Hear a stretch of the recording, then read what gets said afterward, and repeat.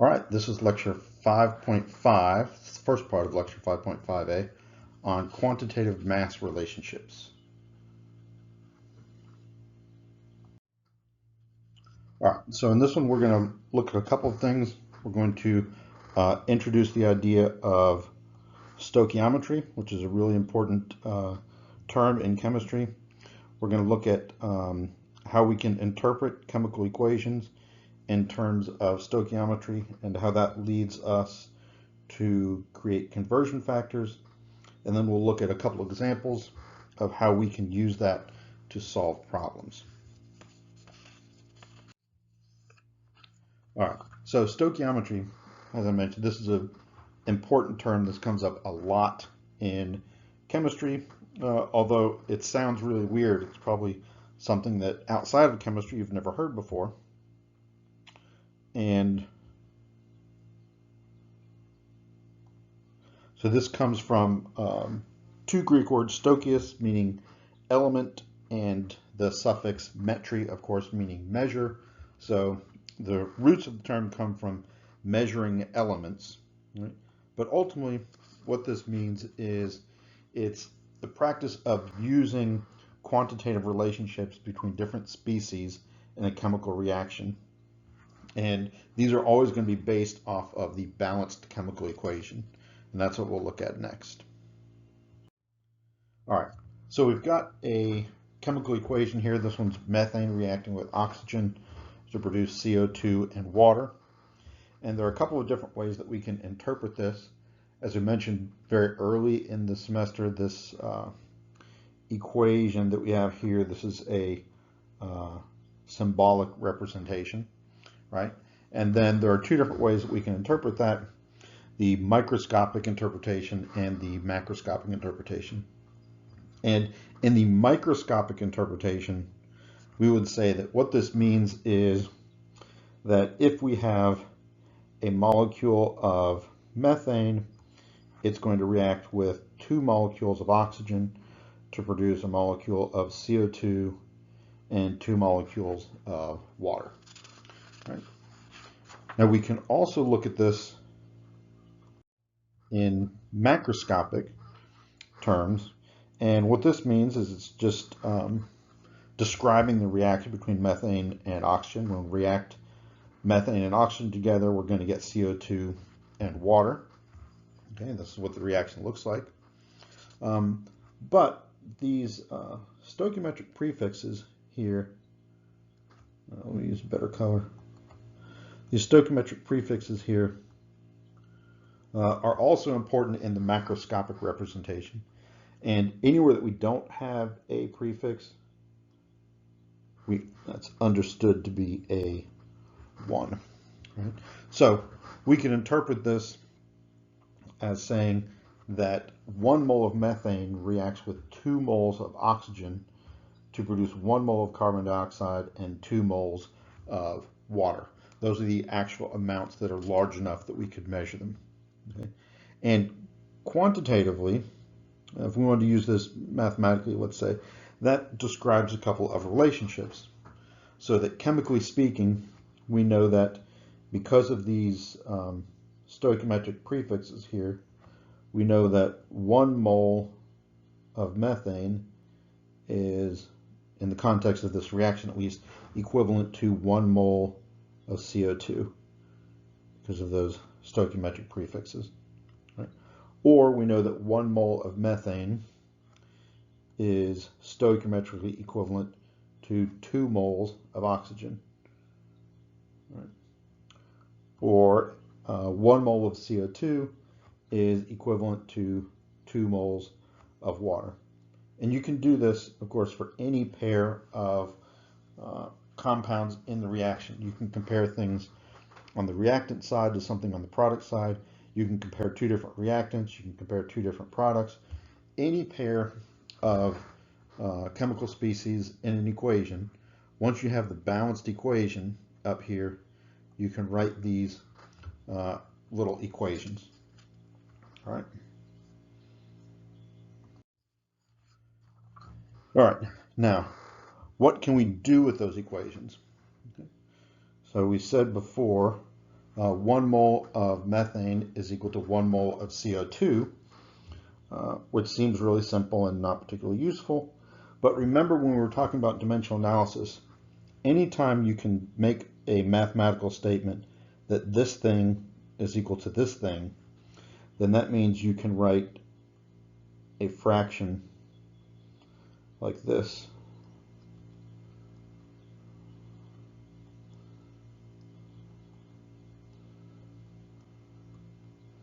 And that is a fraction that is equal to 1. And if you have a fraction that's equal to 1, then that can be a conversion factor. Right? And of course, depending on context and how we want to use it, we could also switch the numerator and the denominator.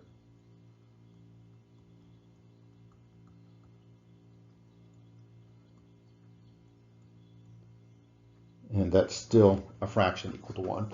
You can write it however you want, depending on what you need for that particular calculation. Okay, so I'll look at another one here. 1 mole of CO2, or excuse me, 1 mole of methane is equal to 2 moles of oxygen. So that means we could write a conversion factor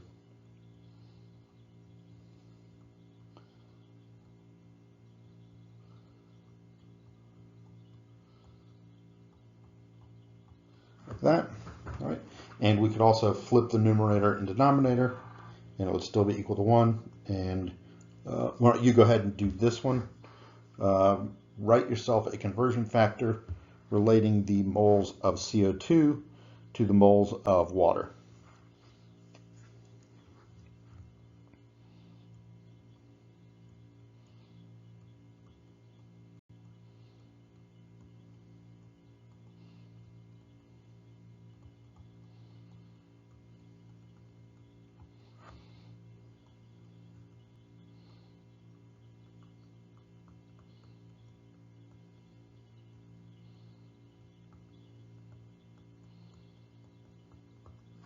All right, so either of these two fractions would be fine. Those are both fractions that are equal to 1, and those are both potential conversion factors. All right. Okay, so let's see how we could use this in an equation, or in how we can use this in a problem to solve a question. So let's take that same reaction, and let's say that someone poses the question, how many grams of carbon dioxide would be formed by the combustion of 10 grams of methane? All right. So what we'll do is we'll do our normal dimensional analysis technique. We'll start with what we know.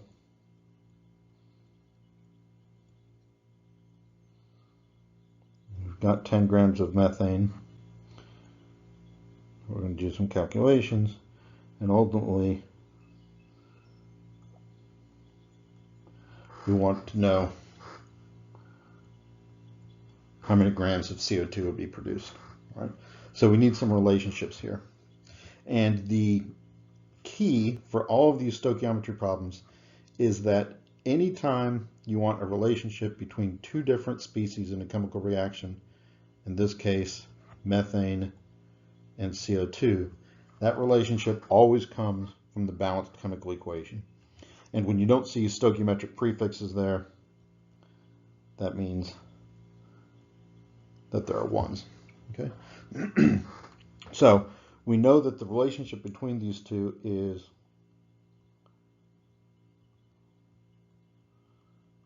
one mole of methane equals 1 mole of CO2. And if we've got that equation, we can write that as a conversion factor. I won't do that now, but we just talked about that. Okay. And so if we have this relationship here, then we can do a conversion from moles of methane to moles of carbon dioxide. Okay. And in all of these stoichiometry problems, anytime you're comparing two different species in a reaction, you're always going to have the same thing in the middle of your calculation. You're always going to have a mole to mole conversion in the middle. You can't compare two different things, grams to grams. You can only compare moles to moles. That's the whole point of using the balanced equation and using this relationship here. All right. So you're always going to have this mole to mole conversion in the middle. So we just need to figure out then how to get from grams of methane to moles of methane, and we can do that with the molar mass. Right? We've calculated this before, or we've talked about how to do this calculation before, so I won't redo that here.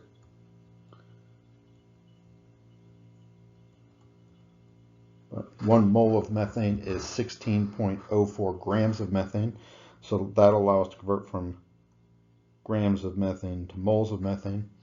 And then over here we need to get from moles of CO2 to grams of CO2. So we can do the same thing. We can use this molar mass. 1 mole of CO2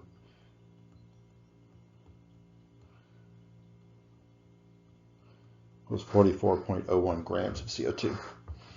Okay. All right, now what we've got to do is take these equations, these relationships, write them as conversion factors, and then run through the math. All right.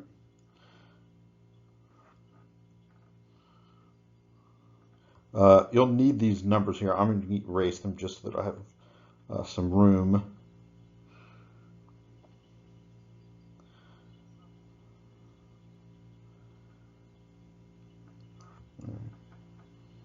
All right. So we can start with what we know, what's given to us.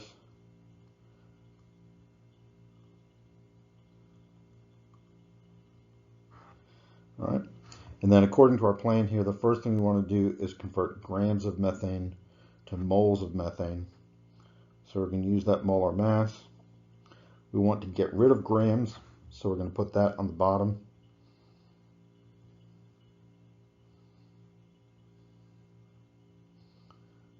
We want to convert to moles, so we'll put that on the top.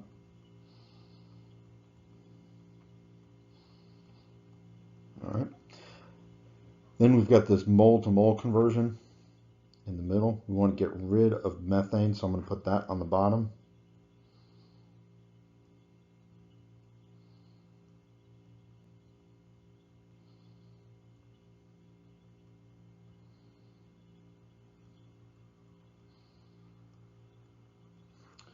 All right, and then last but not least, we want to convert from moles of CO2 to grams of CO2. So I'm going to use the molar mass again, but this time, since I want to end up with grams, I'm going to put grams on the top.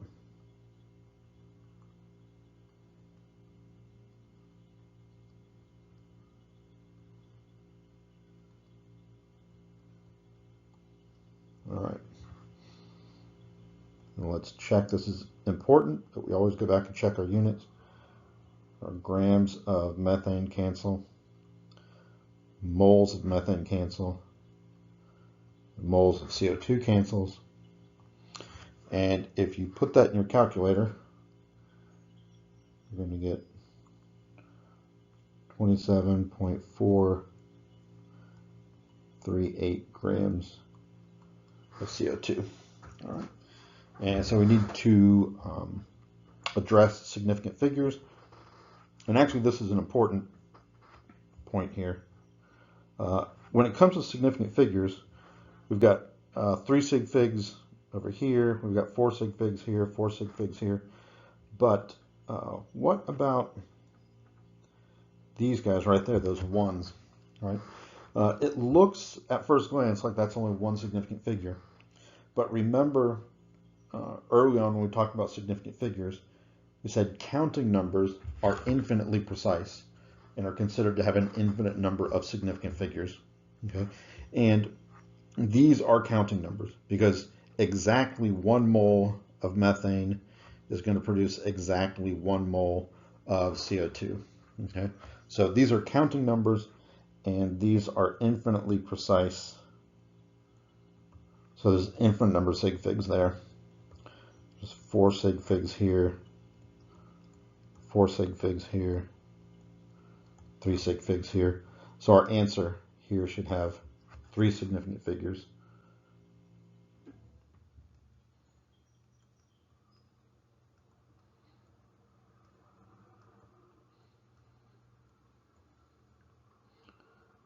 So our final result is 27.4 grams of CO2. All right, let's try another one. All right. So here's a reaction between zinc and hydrochloric acid. If you take a hunk of zinc and drop it into hydrochloric acid, it'll fizz. It gives off a bunch of these little bubbles of hydrogen, which kind of bubble out. It looks kind of like when you open a soda. And the zinc will gradually dissolve, creating this zinc chloride. Okay. So that's the reaction we're talking about. And again, there are some species here without stoichiometric coefficients. Anytime you don't see a stoichiometric coefficient, there is an assumed 1. All right. All right. So our question here is, let's say we've got 15 grams of zinc. How many grams of hydrochloric acid do we need to completely react with the zinc? Okay. All right. Last time we were given information about a reactant and asked to calculate the amount of product that would form. This time we're looking at two different things that are both on the same side of the equation. They're both reactants. Okay. But the method for solving this, right, the way we think through this is going to be exactly the same regardless of where the things are. Anytime you're comparing two different chemical species in a balanced equation, you just go through those multiple relationships using those stoichiometric coefficients. Okay, doesn't matter where they are in the equation. Okay, all right. So we'll do the same thing we did before. We'll start with what we know, what's given to us. What we're told is that there are 15 grams of zinc. What we want to know is how many grams of hydrochloric acid will be required to react with them. Okay. All right, and anytime we're comparing two different species, we have to do that mole-to-mole conversion. So we're going to use this relationship here. Let's write this here. 1 mole of zinc, apologize, that's a pretty ugly Z. 1 mole of zinc equals 2 moles of hydrochloric acid. Okay. And so that allows us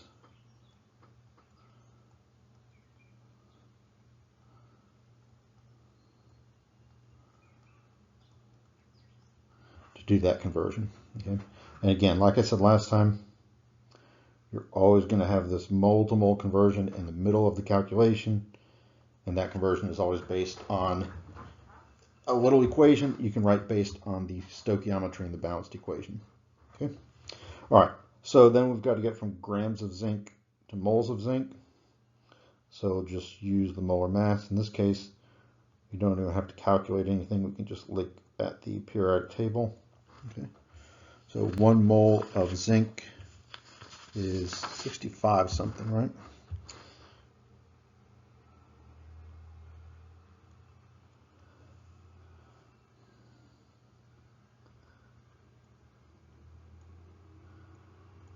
Okay, 1 mole of zinc is 65.38 grams of zinc, and hydrochloric acid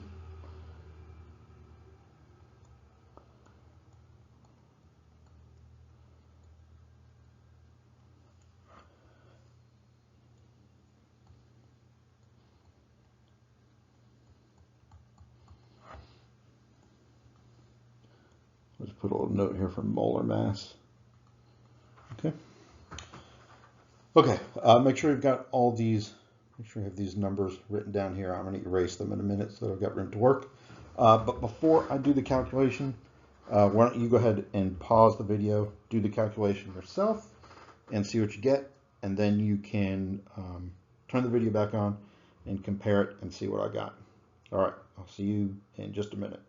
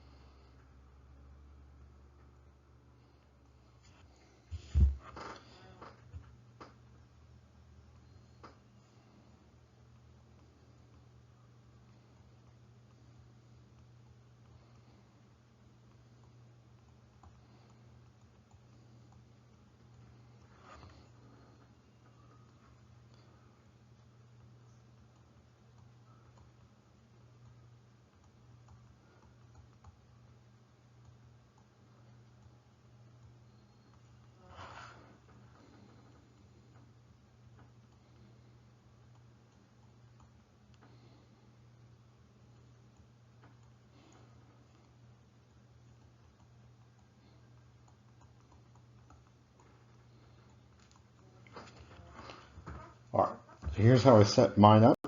Okay. I use the molar mass to convert grams of zinc into moles of zinc. At the beginning, I use the molar mass of HCl to convert moles of HCl to grams of HCl over here at the end. And in the middle, I have this mole to mole conversion right here. Okay, but in this case, I left these blank because last time we had a 1 and a 1 there. I want to point out that in this time, we have a 1 and a 2. Okay, so we put those in, we have a 1 here and a 2 there, rather than the ones that we had last time. All right, let's again check to make sure that all of our units cancel. Our grams of zinc cancel, moles of zinc cancel, and moles of hydrochloric acid cancels. Okay. And when you multiply all of that together, you get, or at least I did,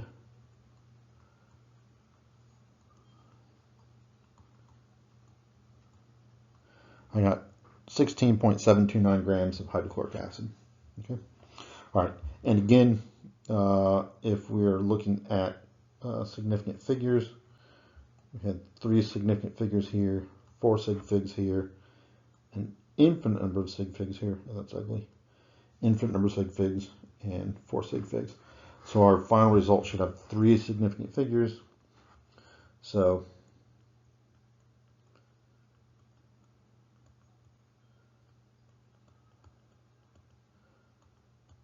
(16.7) grams of hydrochloric acid. Okay, that's what it would take to react with the 15 grams of zinc that we started with. All right, terrific. You can have a lot of different combinations of these. As I said, you can compare 2 things on the left side, 2 things on the right side. You can compare something on the left with something on the right.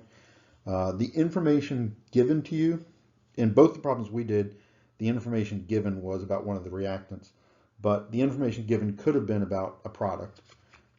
This reaction, or this question could have said, how much zinc would you need in order to produce 10 grams of hydrogen? In that case, you just start with 10 grams of hydrogen over here on the left side of your arrow, and then you do everything else the same way, right? Just making sure you have this mole to mole conversion in the middle. All right. All right, so we looked at using mass relationships, or looking at balanced equations to work with mass relationships in chemical equations. And the process of doing that is called stoichiometry. We looked at the fact that when you have a balanced chemical equation, there are a couple of different ways that you can interpret that. You can interpret that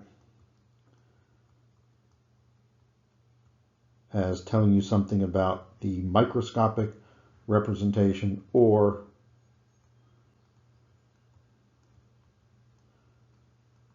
the macroscopic representation. And in the macroscopic representation, we have things like in that last example, 1 mole of zinc will produce, as we had there, 1 mole of hydrogen. All right. So the balanced equation is telling you something about the mole-to-mole relationships of the species. All right.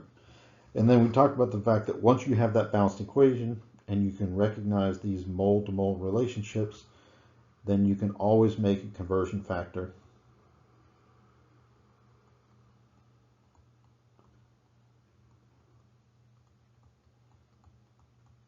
Numbers might not always be 1s in this case. You get those numbers from the balanced equation. But you can always write a fraction, and that fraction is equal to 1. You can flip it over, and it's still equal to 1. Just depends on what you want to, what you need to cancel out in your calculation. And then we used that. We did a couple of examples. Could have done a lot more examples, but basically the principle is always the same, and that is you're always going to be starting with some amount of species A, and you're trying to determine something about species B, and somewhere in the middle of that equation, you're always going to have moles of A to moles of B somewhere in the middle of that calculation. All right, that's really it for this one. This is a pretty simple topic. It's really, really important. It's hugely important. So please practice the problems. But the principle, I hope, is pretty straightforward. All right, terrific. I'll see you all in the next one.